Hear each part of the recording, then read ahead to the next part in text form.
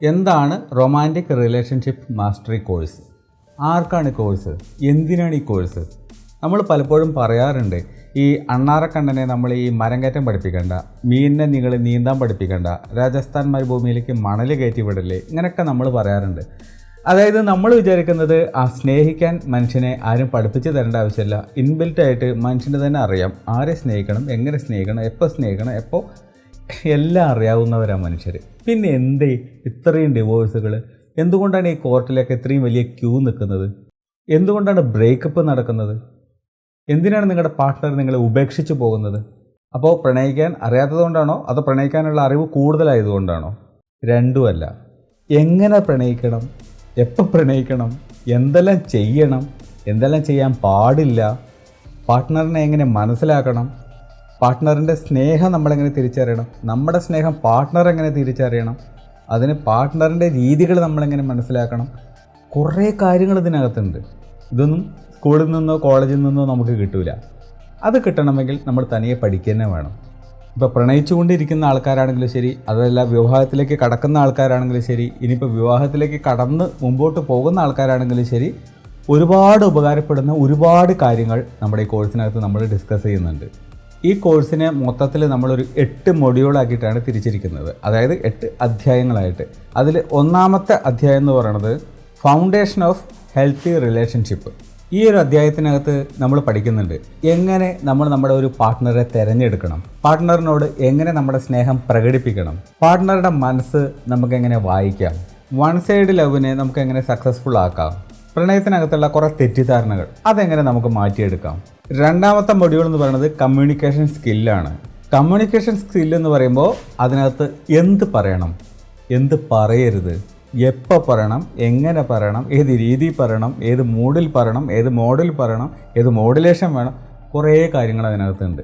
അതേപോലെ ഒരു ആർഗ്യുമെൻറ്റ്സ് വരുന്ന സമയത്ത് അവിടെ ജയിക്കാൻ നമ്മൾ എന്ത് ചെയ്യണം, നോ പറയേണ്ട സമയങ്ങൾ എപ്പോഴൊക്കെയാണ്, ഏതൊക്കെ കാര്യങ്ങളിൽ നമുക്ക് നോ പറയണം, ഏതൊക്കെ കാര്യങ്ങളിൽ നോ പറയരുത്, പാർട്ട്ണറെ മനസ്സിലാക്കിക്കൊണ്ട് വേണം നമ്മളത് ചെയ്യാൻ.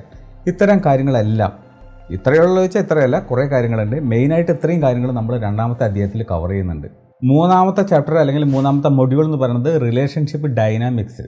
അതായത് ഒരു ടോക്സിക് ആയിട്ടുള്ള റിലേഷൻഷിപ്പ് നമ്മൾ എങ്ങനെ മാനേജ് ചെയ്യണം, എന്തെല്ലാം കാര്യങ്ങൾ നമ്മൾ അറിഞ്ഞിരിക്കണം, ചെയ്തിരിക്കണം. ഒരു ലോങ് ഡിസ്റ്റൻസ് റിലേഷൻഷിപ്പ് എങ്ങനെ കൊണ്ടുപോകണം, എന്തെല്ലാം കാര്യങ്ങൾ ചെയ്യണം, ചെയ്യാതിരിക്കണം, അതിനകത്ത് വരുന്ന പ്രശ്നങ്ങളൊക്കെ നമ്മൾ ഇതിനകത്ത് ഡിസ്കസ് ചെയ്യുന്നുണ്ട്. അതേപോലെ തന്നെ ഒരു വാല്യൂ ക്രിയേറ്റ് ചെയ്യാൻ, അതായത് നമുക്കൊരു വാല്യൂ ഉണ്ടാവാൻ, പ്രണയത്തിനൊരു വാല്യൂ ഉണ്ടാവാൻ, പാർട്ട്ണർക്ക് അങ്ങോട്ടും ഇങ്ങോട്ടും പ്രണയത്തോടും പരസ്പരവും ഒരു കമ്മിറ്റ്മെൻ്റ് ഉണ്ടാവാൻ, വിട്ടു പോകാതിരിക്കാൻ, ഒരു വാല്യൂ ക്രിയേറ്റ് ചെയ്യാൻ എന്തൊക്കെ ചെയ്യണം, ഇതെല്ലാം നമ്മൾ ഡീപ്പായിട്ട് ഇതിനകത്ത് ഡിസ്കസ് ചെയ്യുന്നുണ്ട്. നാലാമത്തെ മൊഡ്യൂളിനകത്ത് നമ്മൾ പഠിക്കാൻ പോകുന്നത് ഇമോഷണൽ ഇൻ്റലിജൻസ് ആണ്. നമ്മുടെ പ്രണയത്തിൻ്റെ ആഴം നമ്മുടെ പാർട്ട്ണർ തിരിച്ചറിഞ്ഞിട്ടില്ലെങ്കിൽ ഒരു കാര്യമില്ല. അപ്പോൾ തിരിച്ചറിയണമെങ്കിൽ നമ്മൾ എന്തെല്ലാം ചെയ്യണം, അതേപോലെ പ്രണയത്തിൻ്റെ ആ ഒരു ഗ്രാഫ് കാലങ്ങളോളം ഒരേപോലെ കൊണ്ടുപോകാൻ, അല്ലെങ്കിൽ മുകളിലേക്ക് കൊണ്ടുപോകാൻ, ഒരിക്കലും താഴാതിരിക്കാൻ നമ്മൾ എന്തെല്ലാം കാര്യങ്ങൾ ചെയ്യണം, ആദ്യം ഉണ്ടായ പ്രണയം ഒടുക്കം വരെയും നിലനിർത്താൻ നമ്മൾ എന്ത് ചെയ്യണം. നമുക്ക് ഒരുപാട് ഫീലിങ്സ്, ഇമോഷൻസൊക്കെ നമ്മൾക്ക് വരും, മൂഡ് സ്വിങ് എന്നൊക്കെ പറയാറുണ്ട്. ഇതെങ്ങനെ നമ്മൾ ഹാൻഡിൽ ചെയ്യണം? ഇതെല്ലാം കൂടി എടുത്തിട്ട് പാർട്ട്ണറുടെ മുമ്പിൽ ഛർദ്ദിക്കേണ്ട കാര്യമുണ്ടോ? സോ എങ്ങനെ ഹാൻഡിൽ ചെയ്യണം? അഞ്ചാമത്തെ മൊഡ്യൂളിനകത്ത് നമ്മൾ പഠിക്കാൻ പോകുന്നത് റിലേഷൻഷിപ്പിലെ ചലഞ്ചുകളാണ്, വെല്ലുവിളികൾ. അതായത് എക്സ്ട്രാ ആയിട്ട് വരുന്ന അഫെയറിനെ നമ്മൾ എങ്ങനെ മാനേജ് ചെയ്യണം. അതായത് 2 പേര് പ്രണയിക്കുന്നിടത്ത് മൂന്നാമതൊരാൾ വരുന്നു, എന്ത് ചെയ്യും? പിന്നെ വരുന്നത് ചതി, വഞ്ചന, ഉപേക്ഷിക്കൽ. ഈ പരിപാടി നമ്മൾ എങ്ങനെ ഹാൻഡിൽ ചെയ്യും? ബ്ലോക്ക് ചെയ്ത് പോകുന്ന ഒരു പരിപാടിയുണ്ട്, അപ്രത്യക്ഷമാകുന്ന പരിപാടി, നമ്മൾ എങ്ങനെ ഹാൻഡിൽ ചെയ്യും? നമ്മൾ എന്ത് ചെയ്യും? അവിടെ നഷ്ടപ്പെട്ടു പോയ വിശ്വാസം, നമ്മൾ തകർത്തതാകാം, തനിയെ തകർന്നു പോയതാവും. ഇതെങ്ങനെ നമ്മൾ തിരിച്ചു പിടിക്കും? എങ്ങനെ നമുക്ക് പഴയ പോലെ ആക്കിയെടുക്കാൻ പറ്റും? ആറാമത്തെ മൊഡ്യൂളിനകത്ത് നമ്മൾ പഠിക്കാൻ പോകുന്നത് സ്പെഷ്യൽ സിറ്റുവേഷനാണ്. അതായത് ജനറേഷൻ ഗ്യാപ്പ് എന്ന് പറയും. അതായത് ഒരുപാട് പ്രായം അന്തരമുള്ളവർ പ്രണയിക്കുമ്പോൾ അതിനകത്തുണ്ടാകാവുന്ന ഒരുപാട് പ്രശ്നങ്ങൾ. കാരണം 2 പേരും ജനിച്ചത് 2 സമയത്താണ്, 2 കാലത്താണ്. അതിൻ്റേതായിട്ടുള്ള കാഴ്ചപ്പാടിലെ വ്യത്യാസങ്ങളുണ്ടായിരിക്കും.